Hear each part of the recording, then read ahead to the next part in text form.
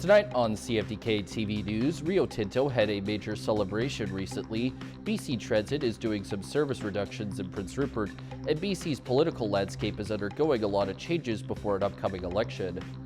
Northwest BC's only television news team. We are CFTK-TV News. Good evening, I'm Cale Maslin, and here's what's making the news in the Northwest and beyond for today. In a recent celebratory event at the start of this month, Rio Tinto marked its 70th anniversary of its aluminum smelter operation in Kitimat. The celebration took place at the Kitimat smelter site itself, and it saw the attendance of over 1,800 people, which is said to consist of 4 generations of past and current employees. And since the event also happened to coincide with the beginning of National Indigenous History Month, it also saw the unveiling of a special commemorative structure that was created by a Haisla artist named Paul Windsor. The structure is made out of aluminum and is meant to symbolize unity, while being adorned with 2 of the original Haisla traditional clan crests, the beaver and the eagle. The pole was created with the purpose of highlighting the connection and significance of Rio Tinto's relationships with Indigenous peoples. Because of some recent challenges labor-wise, BC Transit will be implementing reduced service schedules in the city of Prince Rupert by the end of this week. Beginning on the Friday schedule, routes 51, 52, and 53 will see their final trips take place at 6:15 p.m. Route 54's last call was at 6:02, and Route 57 will see its end of day at 5:33.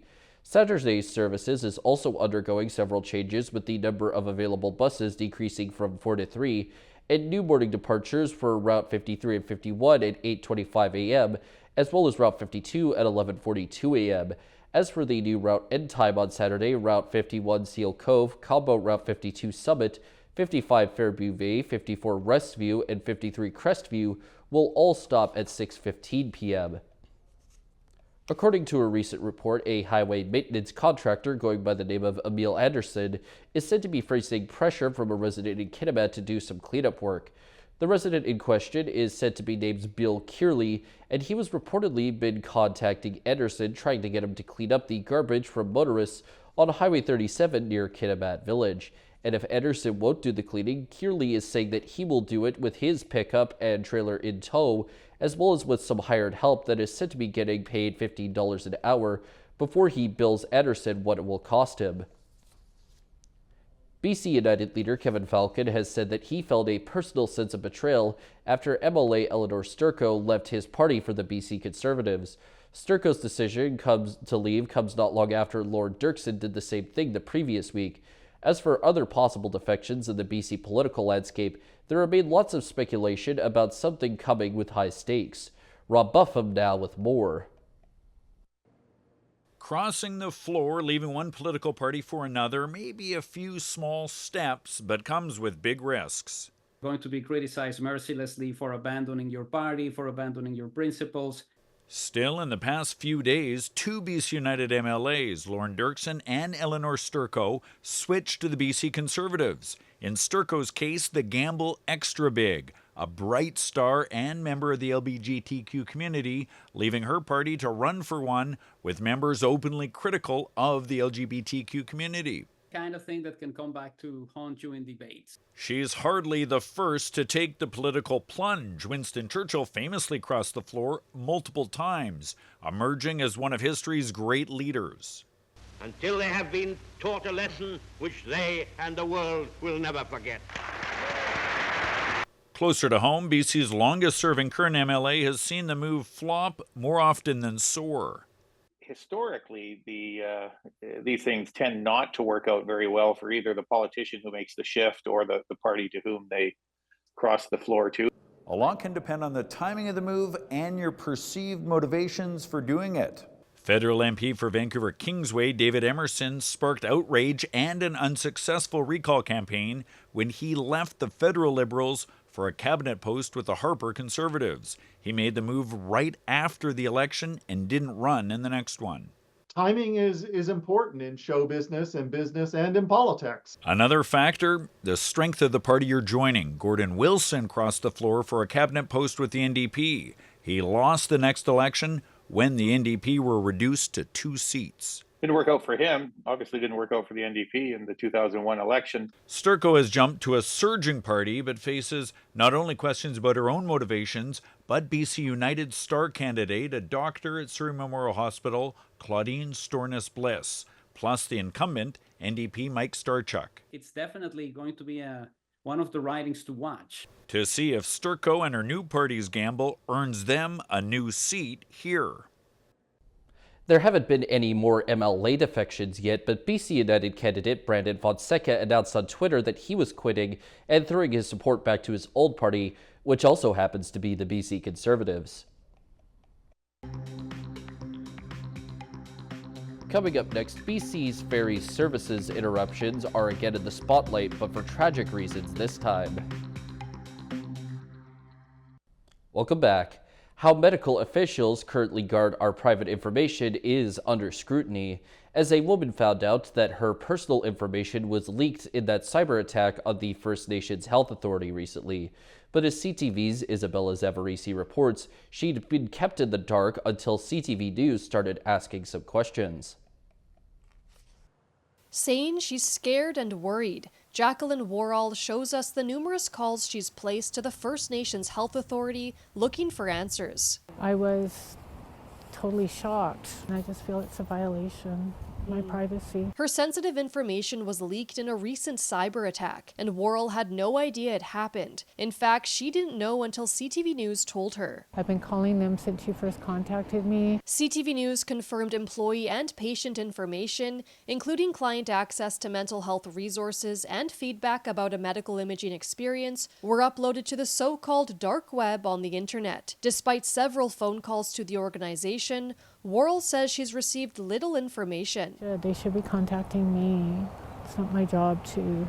They should have contacted everybody who was affected by this. On May 13th, the health authority says it became aware of unusual activity on its corporate network. It says it uncovered evidence that employee information and limited personal information was impacted. The province says the health authority took action to protect all patients. They've taken this very seriously. It's obviously devastating when this occurs to any organization. I'd like some answers and everybody to be notified of what steps they're taking and what information of mine has been leaked out. The First Nations Health Authority says as its cybersecurity experts confirm certain information has been accessed, it will notify any impacted individuals as appropriate. But it needs to be sure it's giving people a full and accurate understanding of the impacts. I feel like I'm by myself with nowhere to turn and no answers. I don't know what to do next. Worrall says the experience has tainted her trust in the system and that she'd like to know what the health authority is going to do to make sure this doesn't happen again. Isabella Zavarisi, CTV News, Burnaby. BC Ferries and its notorious breakdowns and service interruptions are once again in the spotlight as a cancer patient trying to get to the hospital became stranded when a vessel went out of service. Penny Dathlos now with the story of a dying man who spent the last hours of his life trying to get help. He didn't know it at the time, but this photo was taken in the final hours of Andy McDonald's life as he tried to get to a Vancouver Island hospital. They were very apologetic, but said there was nothing they could do to help us. The family of the terminal cancer patient tried to get him from their home on Denman Island to Comox last month, but the cable ferry was broken again. A Good Samaritan took them across on his sailboat. It was bad at that point. My husband was pretty well carrying him, and he was crying, and there was lots of blood, and it was just awful. The rest of the community would like some answers as well. The Baines Sound Connector is one of the longest cable ferries in the world, and the Gulf Island residents who rely on it are deeply frustrated. It's had a continuing chronic history of breakdowns and repairs needed. McDonald has submitted a formal request to the Auditor General to review the service disruptions and repair costs, which the committee chair supports. BC Ferries is downplaying the situation. Over 99% of the sailings are not canceled, and 0.3% are due to mechanical issues. So we've really seen a lot of improvements. We've seen a 40% reduction in mechanical related issues over the past year. The advisory committee confirms there used to be a backup water taxi service, which was scrapped. We're looking at ensuring dock availability for water taxis in the future. BC Ferries did not provide information on how repairs for the cable ferry compare to typical vessels. Residents for 8 years have been calling for it to be decommissioned and a proper ferry put on the route. I've just lost complete faith in the thing, and I really hope nobody has to go through the day that Andy had to go through on his last day and that we had to experience. Penny Daflos, CTV News, Vancouver. Turning to tonight's weather, the north coast is set to get a chance of showers and a low of 9 degrees. The Terrace-Kitimat area will likely get a chance of showers as well, while their low is at 6 degrees. And the Bulkley Valley and Lakes District is supposed to see a chance of showers yet again, with their low at -2 degrees. On the north coast, the next week or so will deal with a bit of sun, but a fair bit of rain otherwise, while the high shifts from 13 to 18 degrees. In the Terrace-Kitimat area, the week for them is also set to get a bit of sun in between its mostly rainy conditions, and the high will bounce between 16 and 25 degrees. And in the Bulkley Valley and Lakes District, their upcoming week will deal with a bit more of the sun, but still also rain, as their high moves from 15 to 25 degrees. Checking out the highways now, visit Drive BC for the latest and up-to-date conditions, and as always, drive safe out there. On Highway 16, there is utility work, bridge maintenance, road sweeping, construction work, roadside brushing, and geotechnical investigation and paving operations. Highway 118 has some road sweeping. Highway 37 has some road sweeping, road maintenance work, and frost heaves. Some more road maintenance work on the Nishka Highway, and the Telegraph Creek Road has muddy sections and frost heaves. And this is what the roads were looking like this afternoon around the region from the view of the province's highway cams.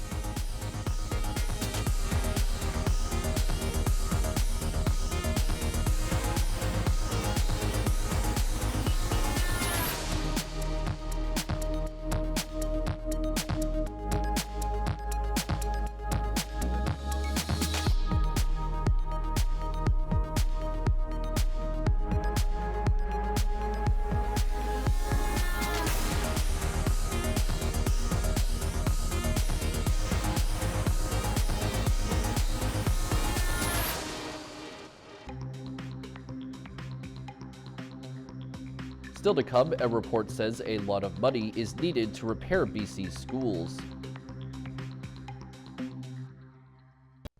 Welcome back. More funding is urgently needed to repair schools across the province. That's according to a new report from the BC School Trustees Association. As CTV's Yasmin Gandam reports, the cost is in the billions of dollars. Windows at Surrey schools are in dire need of being fixed. In classrooms, lights fallen down in the middle of class. These are just some of the things that need fixing now, never mind what might need repairing tomorrow. Many of the buildings are starting to come to the end of their natural life cycle or beyond. Many schools don't have air-conditioned classrooms yet. With heat on the way, some wonder why it isn't a priority. As things are even warming up this June, classrooms are warm. We're not in a position in BC to put air conditioning in, but we need to find a way to address some of those issues, to modernize those classrooms, to make them welcoming for students and make them up to grade and up to code. A new report from the association finds $9 billion is needed over the next 5 years to address these issues. The education minister says the province is investing more in modernizing buildings, but it's a work in progress. This year's budget also includes that money, but I would be, the staff and myself, we would be talking to the school districts and understanding their needs. Despite more money, critics say it just doesn't cut it for growing school districts like Surrey. With nearly 82,000 students, the district says it can't keep up. Sort of the large number and the volume and the vastness of Surrey and the needs that students have, we do need the Premier to take notice and to take notice how important education is, and we need to ensure that the funding is there for our students. The report comes days after CUPE, the union representing Surrey school support staff, told CTV News the district has been forced to hire outside contractors because of a lack of money. A lot of the work being done is also not up to code and is being rebuilt by district staff. But with a provincial election looming, the pressure is on. So there is a gap that we need to try to address together. Yasmin Gandam, CTV News, Surrey. A top-secret mystery has surrounded Parliament. A National Security Parliamentary Committee recently found considerable intelligence that some politicians knowingly participated in foreign interference, and now there are calls to identify them. CTV's Judy Trin reports. An insider threat looms here. According to a bombshell parliamentary report, some MPs and senators are witting participants in foreign interference. There's no way a member of parliament should be able to continue to work in this place if they are assisting another government in interfering with our democracy. That's just wrong. The Prime Minister, cabinet ministers, and staff with top secret clearance know which politicians CSIS has identified, but are refusing to name names. Today, I'm not going to address specific allegations or specific pieces of intelligence information. The intelligence, which began as leaks, has turned into a flood of information, revealed in a public inquiry and multiple security reports. One MP is alleged to have shared information with India and the leadership of the Liberal Party caucus, while other politicians associated with the Toronto riding of Don Valley North at federal, provincial, and municipal levels have come under scrutiny. But the government is waiting for police to take the lead. It needs to be law enforcement that takes the steps and takes the actions. The actual enforcement actions can't be politicized. The National Security Report released yesterday described unethical and even illegal behavior, including communicating with embassies to help mobilize support from the diaspora, accepting funds from proxies, and providing privileged information to foreign operatives. Yet the threats are being allowed to fester. There's a serious reputational cost for Canada vis-a-vis our allies. Do our allies in the Five Eyes and other countries with which we share intelligence really think we're a serious, credible country if our governing party, or other parties for that matter, won't remove from their caucuses people who are sharing information? Analysts point out there's also another risk. These foreign interference allegations mainly involve China and India. Without naming names, politicians with ties to those countries could be treated with suspicion by their colleagues and constituents. Judy Trin, CTV News, Ottawa. And now we turn our attention to the stock markets. The Canadian dollar is down 0.08 of a cent. The price of gold is up $28.10. Oil is up 82 cents. Natural gas is up 17 cents. Aluminum is up $2. In Toronto, the TSX is up 166.84 points. The Venture Index is up 4.43. And in New York, the Dow Jones is up 96.04. And NASDAQ is up 330.85. Still ahead is a look at a rather odd interaction between a famous hockey player and some fans. Welcome back. An awkward fan interaction that interrupted Connor McDavid's recent beer run is stirring up criticism. Fans recorded themselves approaching the Oilers superstar as he was loading his car in a parking lot. As Jeremy Thompson reports, other fans believe that they got a little too close for comfort. Oh, it's been a beautiful night, man. Good game. Thank you so much. Good game. An Oilers fan records his chance encounter with Connor McDavid, appearing to be sometime after Sunday's Western Conference Series win. Go, let's go. This is me with the legendary Connor McDavid. An uncomfortable-looking McDavid loads a couple cases of beer into his trunk with his fiancée Lauren. At one point, a fan sits on his car, and the man recording moves in for a hug as McDavid gets behind the wheel. It's a hard watch, I'm not gonna lie. The video is rubbing other fans the wrong way. Former Oiler Georges Laraque even offered to be McDavid's bodyguard. The physical space part, to me, that's a non-negotiable. Even just because he's famous, you can't go up to him and start slapping his back and touching him when he's not okay with it. And to me, in that video, it looks like he's not. There's star power that comes with being a player, but at the end of the day, like he needs his own space, right? I can't think of anyone who would want to be in Connor McDavid's shoes in that video. Dan Mason teaches sports management at the University of Alberta, including what drives fan behavior. He believes uncomfortable interactions like this one are actually pretty common. What made the video so awkward is that I don't think the fans knew what they were supposed to do.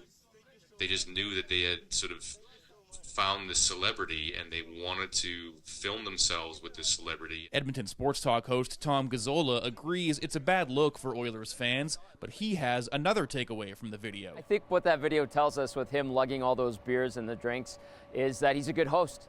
That's the most important thing. He's a good host, and he'll go pick up for the crew himself. Gazzola suggests asking for a handshake and a selfie would leave a better impression on any of the Oilers as they prepare for the Cup final that starts Saturday. Jeremy Thompson, CTV News, Edmonton. The number of homes changing hands in Metro Vancouver last month fell 20% from this time last year, though new properties came online. Greater Vancouver Realtors said it recorded around 2,700 sales last month, down 3,400 sales recorded in May of 2023. At the same time, the Real Estate Board said the number of Metro Vancouver homes listed for sale rose 46.3% year over year to 13,600, nearly 1/5 higher than the 10-year seasonal average. Andrew List, the board's director of economics and data analysis, stated it's a surprise that sales came in softer than usual, but he chalked it up to factors ranging from higher borrowing costs to economy worries. The BC government is looking for applicants to join a brand new provincial committee that is aiming to dismantle systemic racism.